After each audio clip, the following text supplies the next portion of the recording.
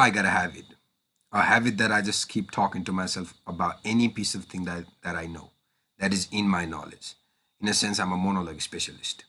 So I just thought about why don't I put that monologue of mine in a record so that you guys could listen and give me your feedbacks and opinions.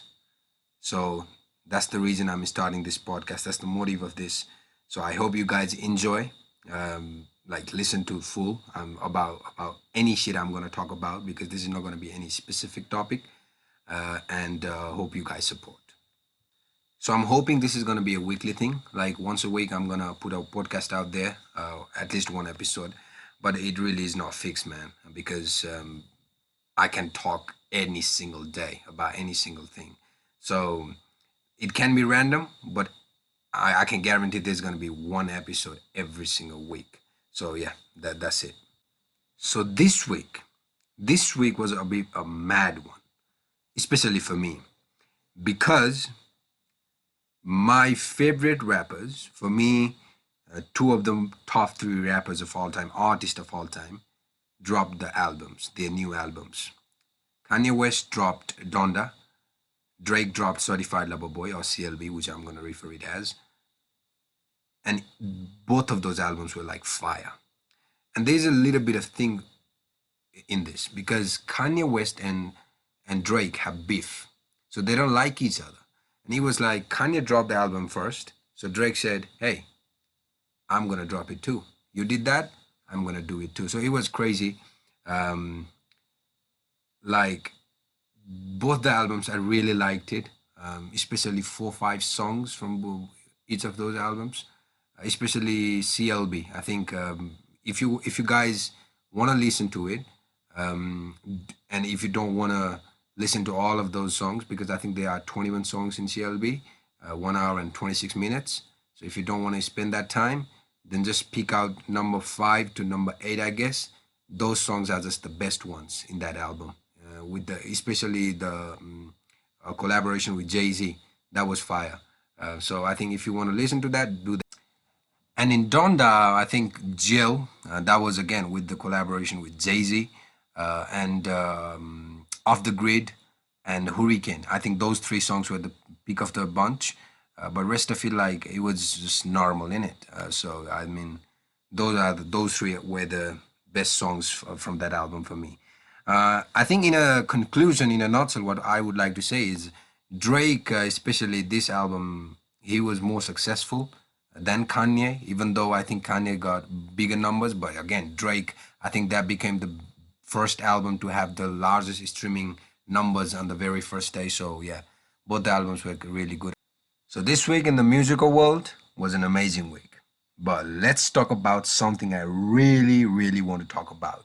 And that is the return of the GOAT to the best football club in the world. Cristiano Ronaldo, my favorite footballer, Manchester United, my favorite club, they are reunited once again. And like this week, this was so mad. I couldn't believe it. And especially with the fact that he was so close to join Manchester City. And all of a sudden, we um, just contacted him, and like within a day we just signed him. It was nuts. So this week in footballing world, it was really really amazing. It was just roller coaster of emotions. Like it started, I think 2 3 days before the transfer deadline day, that he was just not having it at Juventus. He wanted to leave, and Manchester City is the only realistic club that can afford him. For me, as a United fan, before the transfer window started, it was like I want a right winger, which we got in Jadon Sancho. I want a central defender, which we got in Rafael Varane, and I want a defensive midfielder, right? So that was my plan. So all I was hoping for is please sign one another dude who's gonna play as a defensive midfielder. That's the only thing I want. And all of a sudden, Cristiano Ronaldo things comes out, and like it just taken all of my attention from that midfield thing to him. Why the hell is he going to Manchester City? He knows he's the legend of this club, probably the best player to ever play for this club, and he's going to join our rivals. all the people were so mad, and I posted on my IZ that he just a coward. He just bad person. I don't like him at all. Messi is the god. I just declared it at that point. 1 hour later, the reports started to come out that he's now signing for Manchester United because Manchester United have now entered the race. And as soon as Manchester United entered the race, there was no other options for him. He wanted to join. So within 1 hour, I was just like, okay, I gotta think about that post once again because it was so here and there thing. Like it was so mad. So I'm really happy he signed for him, signed for this club. But here's one thing, and this one thing is discussed by a lot of people, especially on Twitter. If you guys have joined the Twitter, you guys obviously know it. Um, this one thing I really want to talk about it. So in the midst of all the happiness, all the excitement, some of the people, some of the United fans, started creating this topic. All of a sudden, the likable squad that we had built on the Ole Gunnar Solskjaer is now unlikable.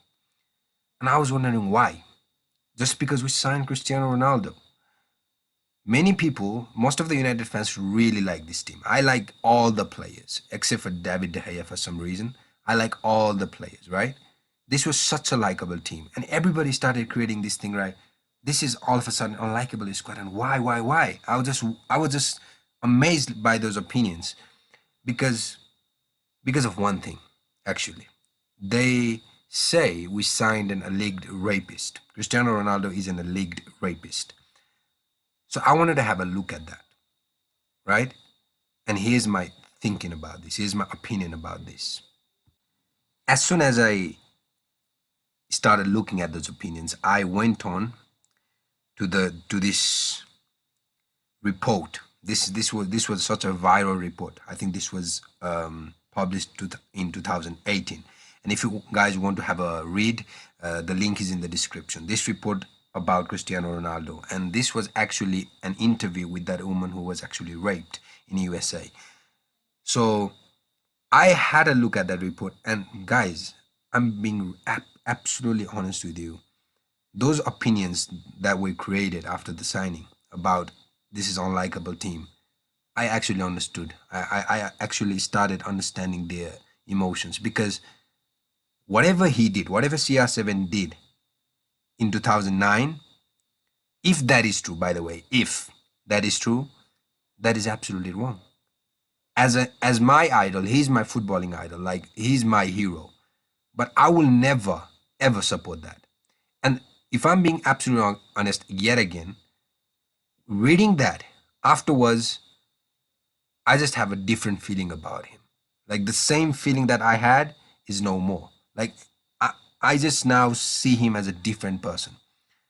And what that does to you is you are just caught in between about what should I do now? What should I do now? Because all this time I've been defending him, I've been supporting him, I've been enjoying his success, and all of a sudden you know about this thing. By the way, I knew about this thing, but I never read that report, right? As soon as I read it, like I said, users are caught in that vicious circle about wow, what should I do now? So what I've decided now is I'm just gonna love the art in it. I'm just gonna love what he does on the pitch and what it. I just don't care about what who the artist really is. Love the art, not the artist. They say. I think I'm gonna have to do the same because when you read it, doesn't matter how extremely United fan, oh sorry, Ronaldo fan you are, you will feel something so bad, something like you've just been stabbed. You know what I mean? So it's just so bad. Like I said, by the way, for your information, that report, whoever published it, the journalist has been arrested in the allegation about false reporting or something like that. I really don't know, and I really didn't want it to go deep into it as well because that just creates that unwanted feeling about oh, I don't know about this signing all of a sudden. Whereas I was so excited when he signed. So my conclusion is just like I'm just gonna enjoy what he does on the pitch. That's it, because there's literally no other options for me.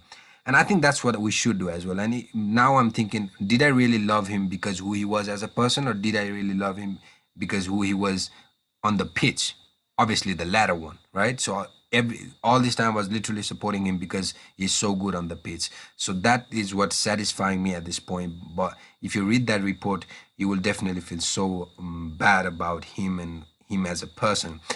Again, people, all other people were saying so many big personalities have, um, you know, have been involved in those incidents. Like Kobe Bryant was involved in some of that.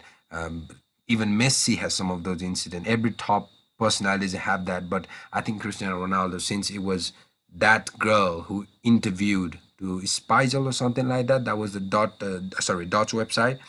Um, I think if that is true, then you're really gonna feel bad about him, as a person. So I understand people who said they are not happy with that signing, and all of a sudden the likable squad is now uh, a bad squad that you don't like. I understand them from that point. I never read that report, but I read it, and I think my conclusion, like I said previously as well, is I'm just gonna love the art and not the artist. Yeah, let's move on. Let's move on. So this summer transfer window, let's talk about it because this was one of the most. I think I never really enjoyed off-season football this much. Like there's literally no football, but I really enjoyed it because the transfers that we had were mad. You saw the two of the best players ever. They're moving on from their clubs. Lionel Messi going to PSG, Ronaldo going to United, and then you had Grealish breaking the British transfer window for 100 million, going to Man City. You had Lukaku coming to Chelsea, which many people see as a final piece in their puzzle. I still don't know about that, but yeah, I agree with them too. Then you had Arsenal spending the most in this transfer window, be a mad one. But if you're talking about the winners of this transfer window, I think it definitely has to be PSG because number one is PSG, number two is United. Number one PSG because they signed two of the goats, one of the goats of all time. So it has to be one of the best transfer window at that point there and there. But they just signed the best player in the Euro Cup, Gianluigi Donnarumma, for free. They signed one of the most hardworking midfielders I've ever seen in Georgiano Wijnaldum for free. They signed Ashraf Hakimi, one of the favorite players for me to watch, one of the best right backs in the Europe at this moment, for a good amount of fee, I guess. And then they signed on the left back Nuno Mendes, who upcoming prospect, as many people see, again for a good amount of fee. And they signed Sergio Ramos for free. So this was a mad transfer window, and one of my favorite youngsters, Eduardo Camavinga, went to Real Madrid. I wanted him at United, but yeah, you cannot demand every piece of player, so every piece of thing that you really dream about, right? That's really not going to happen. But he's going to Real Madrid. So this transfer window was a mad one. So for me, not one of the best. I think probably has to be the best transfer window of all time. And the real winners are PSG, and the runners-up are Manchester United. Moving on, we're talking about transfers, but not really transfers because they are not called transfers in NBA. They are called trades. So let's talk about basketball. Basketball is my secondary sport after football. I watched a lot of that, and there were some big trades happening in the NBA this off season.